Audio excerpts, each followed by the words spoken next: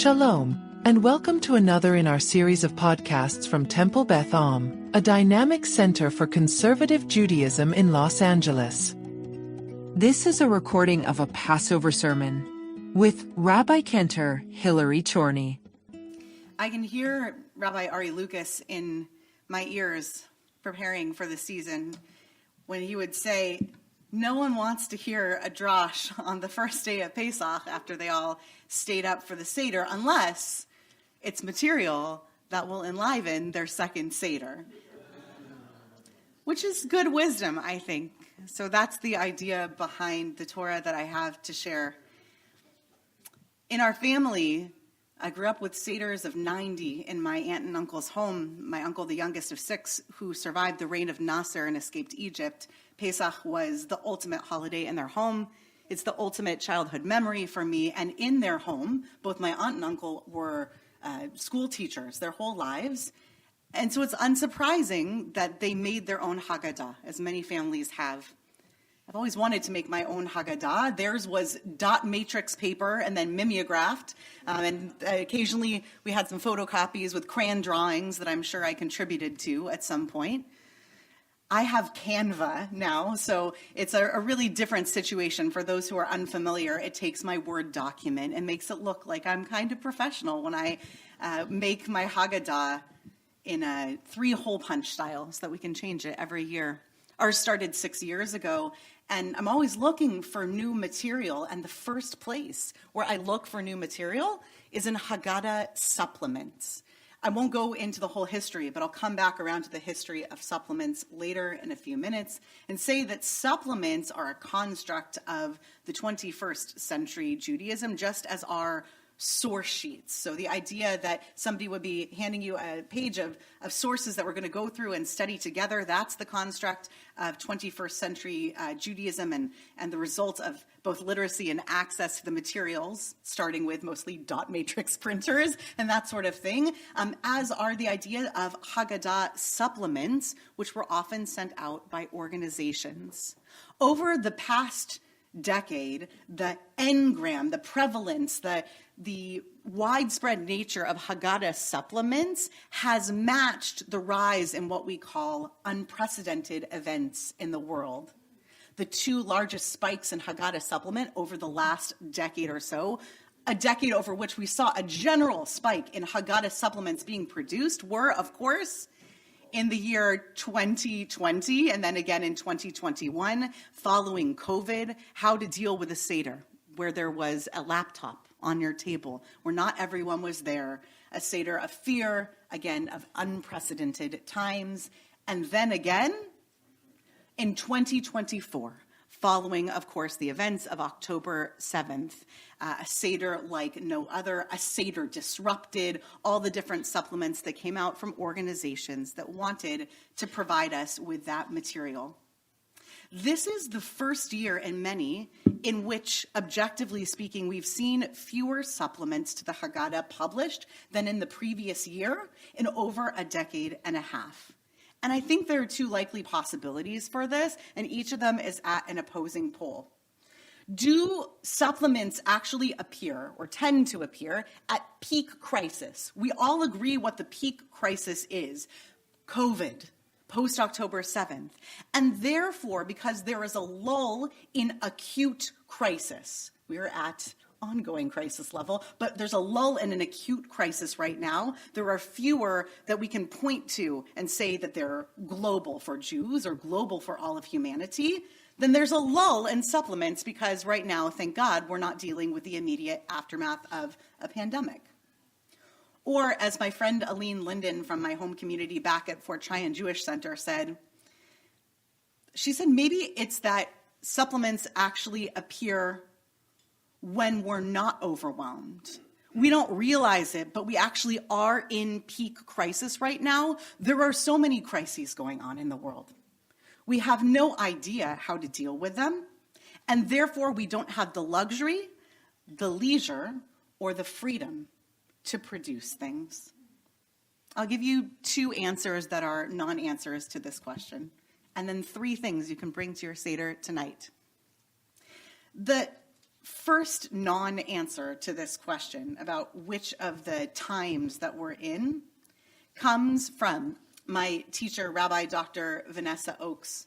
I reached out to her to ask her about Haggadah supplements. And she asked me how well I knew the history of them. And I said, not all that well. And like a true scholar, she said, well, did you read my book?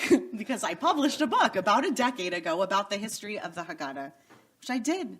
And I learned a little bit about the idea that a supplement is something that came out of a post-ghetto and post-Holocaust world.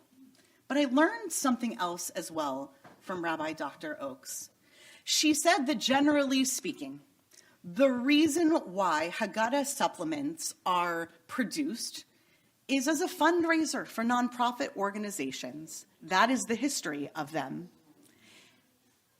Now, when I asked this year, through all my networks, where all the supplements were, the number one answer that I got from my friends at organizations across the board, from Hayes to Dayenu to Tru'ah to the Academy from Jewish Religion, every single one of them said, we're overworked and underpaid. We're in crisis. We can't produce supplements like we always could. That's one non-answer. We're actually reliant on the organized Jewish world to produce these materials. But the second answer, which also came vis-a-vis Rabbi Dr. Oakes, who keeps telling me to stop calling her Rabbi Doctor, but she earned both of those titles.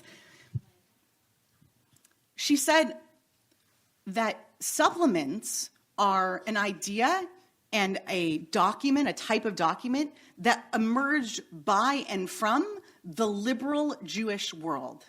And what she means is that the presumption is that the literacy around the table at a Seder would indicate or eventually yield whatever amount of supplements are needed. The presumption is that in a literate, presumably Orthodox or Orthoprax home or community, supplements wouldn't have been necessary because the Jewish literacy would be so high around that Seder table that the people sitting there would know natively and instinctively how to connect the traditional text to whatever crisis was happening in that moment. We face a really interesting intersection here in this community because we're a part of the liberal Jewish community, and what I mean by that is the community that is connected in to all of the crises in the world, whether they're unprecedented or not. And therefore, we know from Haggadah supplements. We get them in our inboxes, we get them in our mailboxes, and we know what it means to rely upon outside organizations to create a connected and collective culture of supplements where people are getting supplemented from the outside. I get excited knowing that the shvoch ahavatcha, that the pour out your love rather than pour out your wrath, is something that doesn't just appear in my homemade Haggadah, but in the homemade Haggadot of anyone who got the supplement that appeared in and decided to include it in their home Haggadah as well. But we also are blessed to be a community where, by and large, we are more literate than the average community and more literate individually on average. People here come hungry. The intellectualism is high. We have the learnedness and the capacity to be our own supplements. And I want to offer 3 ways in which we can all be our own supplements around the table and take a challenge from the world that existed for hundreds and hundreds of years before the era of supplements, and to be our own supplements around the Seder table, unafraid and unabashed to make connections with the text, between the text and the events of the modern day world. The first of the 3 ideas is to encourage chavruta study and formality and think, pair, share. At our Seder table, I produced 21 cards, each of them related to the midrashim that appear in the Magid section. And then I send the kids off to go learn a script and do a Pesach play for us, and the adults sit around the table, and they find themselves someone to get in deep conversation with. Don't be afraid to break up the formality of your Seder table, no matter how nicely you've set up your home and how hard you've worked. Let people switch seats, find a new face, speak to a new person, produce conversation. Let the informality guide new conversation, and let people learn intimately one from the other. They might even be less afraid to bring up things that feel sensitive in nature, that feel vulnerable to them. The second is not to be afraid to bring up the absurd. I'll give you an example. At our table, we pepper the Seder with would you rather questions. I'll give you two great examples. Would you rather only be able to eat matzah with cream cheese all of Pesach, or only eat it with peanut butter over Pesach? Raise your hand if you're a cream cheese person, if you could only eat cream cheese. And what about peanut butter? And the rest of you don't like matzah, I understand. None of us do. Great. In Talmudic discourse, the most interesting questions, and therefore the most interesting answers, come out of the absurd. We ask things like, Hachi ka'amar, what are we even saying here? We say things like, my nafkamina. Where do these things actually diverge from each other? How is peanut butter so different than cream cheese? It's a spread. It's not a spread. Bringing ourselves into the world of the absurd cracks open possibilities we might not have thought of, sticking to the regular text of the Haggadah. And one final idea, and it doesn't have to do with anything that you need to actually do or implement, or not do or not implement, but rather a framing. Many of us are in environments that are inherently, or by design, phone and technology free on Yom Tov. When your home is device free on a holiday, there are a lot of benefits, but there's one unexpected benefit that I particularly love. I want you to think about a time that you struggled to think of an actor's name or the name of a movie. You know exactly where I'm going. Around the Seder table, and normally what would you do? You'd pull out your phone or your iPad or whatever device, and you'd say, hey Siri, what's that one movie with the one guy who doesn't have the hair, but he used to be in the cowboy movies. And when you cannot do that, on all other nights, we would bend our heads over our phones and try to figure out who is right. Was he really in that movie or not? But on Pesach night, when we're phone free at the table and in our home, we're able to agree to disagree and let arguments lie, even arguments about facts. From my teacher, Rabbi Harris. In this sense, we think about Teiku, the reconciliation that Elijah the prophet is going to bring about. And it's not between literal family members, but members of the broader rabbinic family. Moreover, even the Aramaic word that is found in the Talmud to mark such irreconcilable disputes, Teiku, literally, let the dispute stand, it was taken to be an acronym for Malachi's promise of a deliverance that would be heralded by the prophet Elijah. Tishbi yitaretz kushiot uvayot, Teiku. Elijah will resolve difficulties and problems. If nothing else, the second Seder night this year, let your home, or the home that you're visiting for this Pesach, be a place of Teiku, to let arguments lie, not because arguments need to be let to lie, but rather because it lets us live with messianic hope for the prophet Elijah, hoping that when we open up the door, all the answers will flood in, and being comfortable until then with a little bit of Teiku in our homes. Chag Sameach.